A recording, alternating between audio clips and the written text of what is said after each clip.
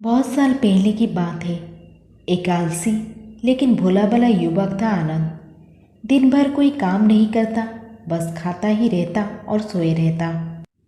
घर वालों ने कहा, चलो जाओ निकलो घर से, कोई काम धाम करते नहीं हो, बस पड़े रहते हो। वो घर से निकलकर यूं ही भटकते हुए एक आश्रम पहुंचा। वहां उसने देखा कि एक गुरुजी हैं, उनके शिष्य कोई काम नहीं करते, बस मंदिर की पूजा करते हैं। उसने मन में सोचा, ये बढ़िया है, कोई काम धाम नहीं, बस पूजा ही तो करना है। गुरुजी के पास जाकर पूछा, क्या मैं यहाँ रह सकता हूँ? गुरुजी बोले, हाँ हाँ, क्यों नहीं, लेकिन मैं कोई काम नहीं कर सकता हूँ। गुरुजी बोले, कोई काम नहीं करना है, बस पूजा करना होगी। आनंद बोला, ठीक है, वो तो मैं कर लूँगा। अब आनंद महाराज के आश्रम में रहने लगा। ना कोई काम ना कोई धाम, बस सारा दिन खाते रहो और प्रभु भक्ति में भजन गाते रहो।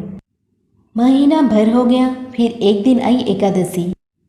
उसने रसोई में जाकर देखा, खाने की कोई तैयारी नहीं। उसने गुरुजी से पूछा, आज खाना नहीं बनेगा क्या? गुरुजी ने कहा, नहीं, आज तो एकादशी है, तुम्हारा भी उपवास है। उसने कहा, नहीं, अगर हमने उपवास कर लिया तो कल का दिन ही नहीं देख पाएंगे हम नहीं कर सकते उपवास, हमें तो भूख लगती है, आपने पहले क्यों नहीं बताया? गुरुजी ने कहा, ठीक है, तुम ना करो उपवास, पर खाना भी तुम्हारे लिए कोई और नहीं बनाएगा, तुम खुद बना लो। मरता क्या ना करता। गया रसोई में, गुरुजी फिर आए। देखो, अगर तुम खाना बना लो तो राम जी को भोग जरूर लगा लेना और नदी के उस पार जाकर बना लो रसोई। ठीक है। लकड़ी, आटा, तेल, घी, सब्जी लेकर आनंद महाराज चले गए। जैसा तैसा खाना भी बनाया। खाने लगा तो याद आया, गुरुजी ने कहा था कि राम जी को भोग लगाना है। लगा भजन गाने, आओ मेरे राम जी, भोग लगाओ जी, प्रभु राम आइए, श्री राम आइए, मेरे भोजन का भोग लगाइए। कोई ना आया तो बेचैन हो गया कि यहाँ तो भूख लग रही है और राम जी आ ही नहीं रहे हैं। भोला मानस जानता नहीं था कि प्रभु साक्षात तो आएंगे नहीं, पर गुरुजी का बात मानना जरूरी है। फिर उसने कहा, देखो प्रभु राम जी, मैं समझ गया कि आप क्यों नहीं आ रहे हैं। मैंने रूखा सूखा बना है और आपको तरमाल खाने की आदत है, इसलिए नहीं आ रही है। तो सुनो प्रभु, आज वहाँ भी कुछ नहीं बना है, सबको एकादशी है, खाना हो तो ये भोग ही खा लो। श्री राम अपने भक्त की सरलता पर बड़े मुस्कुराए और माता सीता के साथ प्रकट हो गए। भक्त असमंजस में सोचा कि गुरुजी ने तो कहा था कि राम जी आएंगे, पर यहाँ तो माता सीता भी आई है और मैंने तो भोजन बस 2 लोगों का बनाया है। चलो कोई बात नहीं, आज इन्हें ही खिला देते हैं। बोला, प्रभु मैं भूखा रह गया, लेकिन मुझे आप दोनों को देखकर बड़ा अच्छा लग रहा है, लेकिन अगली एकादशी पर ऐसा ना करना, पहले बता देना कि कितने जन आ रहे हो, और हाँ, थोड़ा जल्दी आ जाना। राम जी उसकी बात पर बड़े मुदित हुए, प्रसाद ग्रहण करके चले गए। अगली एकादशी तक ये भोला मानस सब भूल गया। उसे लगा प्रभु ऐसे ही आते होंगे और प्रसाद ग्रहण करते होंगे। फिर एकादशी आई।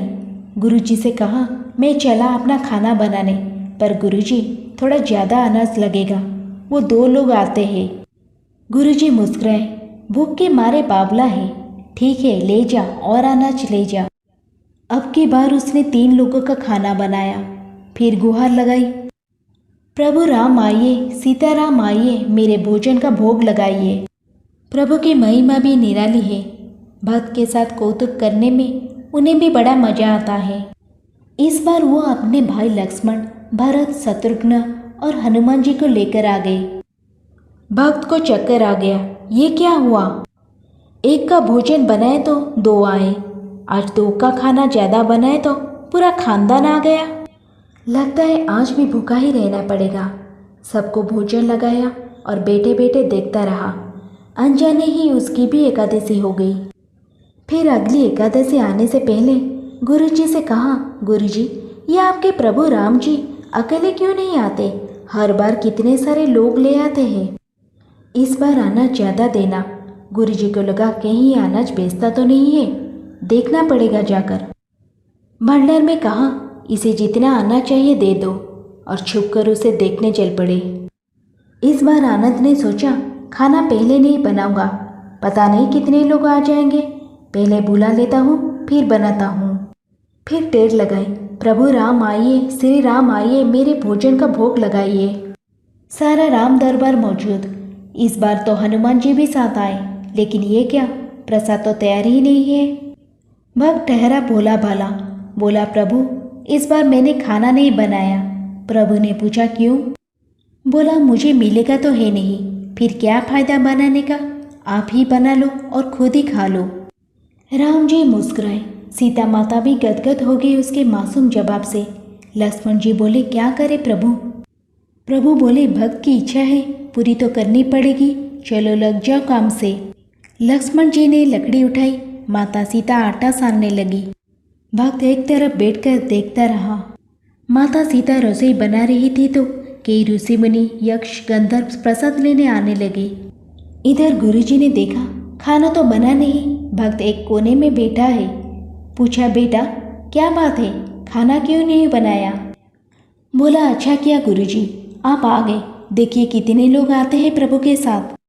गुरुजी बोले, मुझे तो कुछ नहीं दिख रहा है तुम्हारे और अनाज के सिवा। भक्त ने माथा पकड़ लिया, एक तो इतनी मेहनत करवाते हैं प्रभु, भूखा भी रखते हैं, और ऊपर से गुरुजी को दिख भी नहीं रहे हैं, ये और भी बड़ी मुसीबत है। प्रभु से कहा, अब गुरुजी को क्यों नहीं दिख रहे हैं?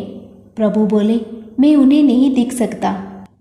बोला, क्यों? वो तो बड़े पंडित हैं, ज्ञानी है, विद्वान है, उन्हें तो बहुत कुछ आता है, उनको क्यों नहीं दिखते आप?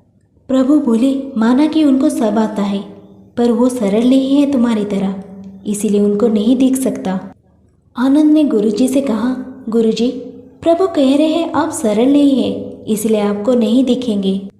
गुरुजी रोने लगे, वाकई में सब कुछ पाया, पर सरलता नहीं पा सका तुम्हारी तरह, और प्रभु तो मन की सरलता से ही मिलते हैं। प्रभु प्रकट हो गए और गुरुजी को भी दर्शन दिए।